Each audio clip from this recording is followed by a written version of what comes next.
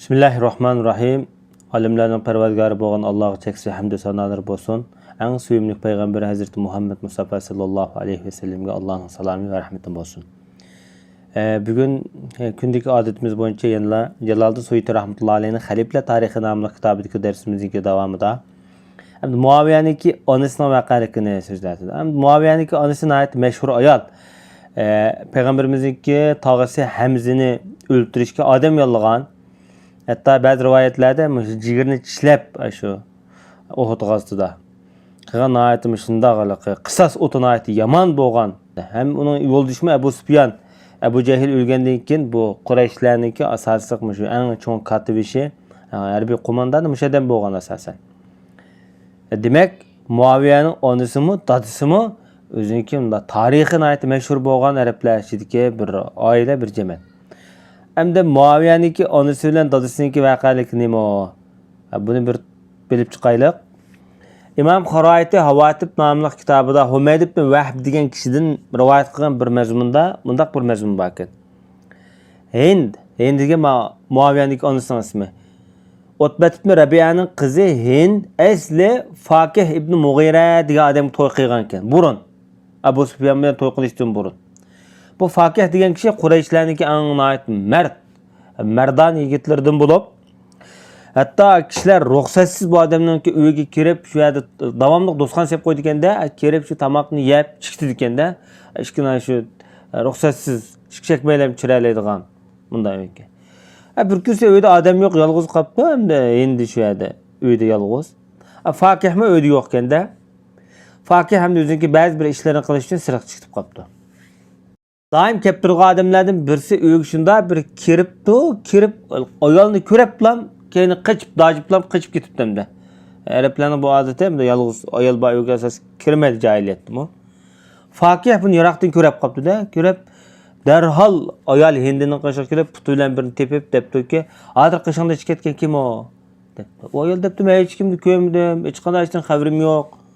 Sen meni işte o'yg'otding, men hech qanday narsa bilmayman" desa, "Menga anangning uyiga ket" deb bu vaqtda hamda gap so'z cho'chak taqibdi. Shuningdek hamda keyin dadisi bir yana tatib, qiziq debdi, "Jinim qizim, endi sen to'g'riliq kishilar nayt nurg'un mishmish gaplarni qilyotdi. Menga haqiqiy avalni bir degin. Agar bu odam rost bo'lsa gapida, sen yamash qilib qo'ygan bo'lsang, men uni o odamni o'ltiradigan bir odamdan bir evatda bizden bu sözcöçek taqsın.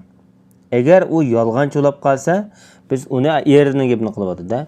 Biz onu şu Yemendik meşhur Rambal baxşılıba, şunun qışığı bir berip, biz şu yerda biz meselemizni hal qilib kelayli debdi. Şuningdek bu ayol hamda jahiliyatga o'ziniki odatlangan qasamlar orqali qasam qilib, o erining bu ishda cho'qim yolg'onchi ekanligini qasam qilibdi. Şuna Utbe hamda qayintisi Fakih mundaq debdi. Sen qizimni nayt ig'ir bir ishlarni tuhmat qilding.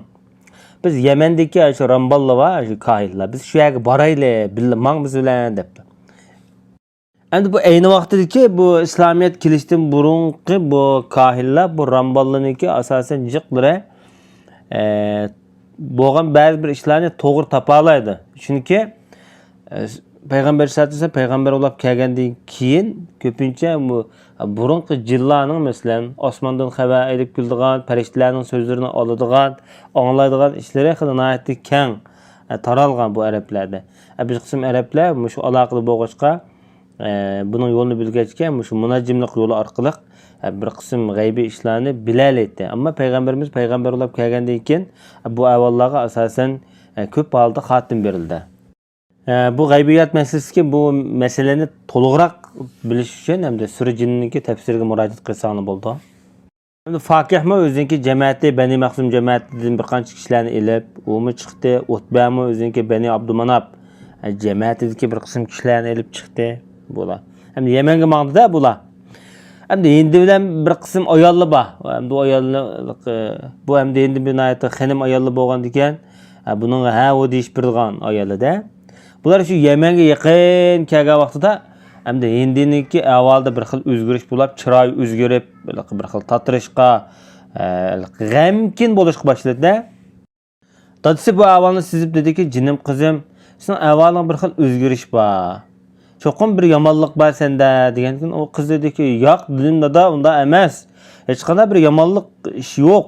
Emmiş to'g'ri rost. Lekin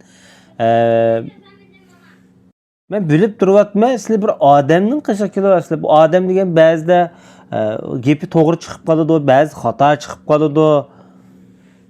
Ensiraydiganim bir xato bir masalani o'tirib qo'yib qilib yoki bir xato menga bahona berib qo'ysa, ki bu arablar ichida men bir izo ohanat bir numus bo'lib qolishidan ensirayotiman degandikan, u odam qiziq dediki, men sana senin işini bir taraf qilishdan burun, yani sen to'g'riliq mesela ağır işten burun men uni avval sinab boqamiz, imtihon boqamiz uningdan dedi.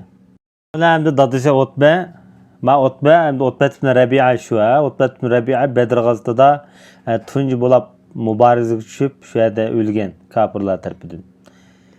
Buna Arablarning ichida eng aqlli, eng zeki, dahi odamlar qaraladi. Eğer Qurayshlar bu odamning gapini anglagan bo'lsa, Qurayshlarningki o'tmishi nihoyat ajoyib yaxshi bo'lib ketdi. Qurayshlar bu odamning gapini anglamay Badr urushida nihoyat ko'p ziyon tortgan. Hatto o'zimi shu urushda o'ldirilgan. Shunday hamda Utba o'zining etini deb uni aldab, chiroyli uni silab, uni avval chiqarib qo'ygandan keyin o o'zinki masalan nimasini chiqadi-da, masalan. Siydigan narsani chiqargandan keyin shu yerga aslan bir tal don, bug'doy donni siydigan kamaga tiqib qo'yib, uning og'zini sho'yni bilan bo'g'ib etdi. Bo'g'itib, yo'shirib, bir tal bug'doyni yo'shirib qo'ydimda, nimaniki otning siydigan joyi yergamda. Shuni aytsi koinninki qishig'i berib, qilgandiki bu kohin hamda bu Qurayshlar deb, Qurayshlarning ajoyib nihoyat bir e'tibori bor arablar ichida. Bu Mekke'den kepte bulana hürmet qilib, ikram qilib, hatta bunu ulaq bo'g'izlab, shuna hurmatlab. Shuna bilan ular tamoqni yeb bulab, Utba odamga mundaq dedi, kam rambalga. Biz sening qishingga bir nihoyat cho'ng bir ishni bir taraf qilish uchun keldik. Men seni avval sinab boqaman. Men sana bir narsa yo'shirib qo'ydim. Shu qanday narsa tep boqqin dedi. Degandan keyin bir narsaning ichida bir tal bug'doy dedi. Kamera degan iborat shu otning siydigan narsaning uchi hamda.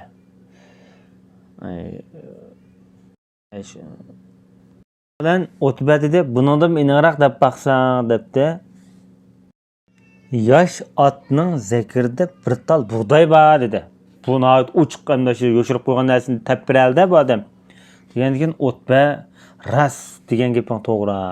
Endi men ayolga qarab chiqqan. Men ayolniki do bir qaylab chiqib, shu masalamizni bir arib qo'ygan dedi. Yana gapni ochiq demadi bu yerda Utba. Shunlar bu rambal ayolning qishig'imda yaqin kelib, birdan ayolning dolisiga urib, qo'pa deb, hatto hindining qishig'iga kelib, hindining dolisiga urib mundaq dedi. Senmi qo'pa?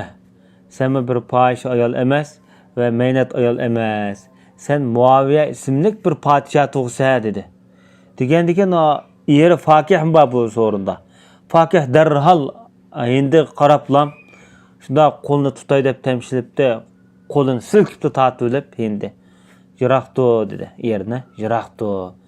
Bu bola sendan boshqa odamdan bo'ladi dedi. Shunda oxirida Abu Sufyan to'y qilgan. Abu Sufyan to'y qilgandan keyin shu Hindi, shu Muaviyani tuqqan. Hamda hozirgi shu sahaba Muaviya, hozirgi shu xalifa Muaviya bola shu. Endi bu Hindining hayoti, hamda Abu Sufyandagi hayotini ajoyib bir hikmatlarga to'lgan bir oila bu hamda. Bo'pmi Hindi nihoyat batur, jasoratlik, bo'lib nihoyat aqlli arab ayollarining ichidagi eng notiq, eng zaki, eng aqlli dono ayollar qatorida sanaldi. Sallallohu ala nabiyina Muhammad va ala alihi va sahbihi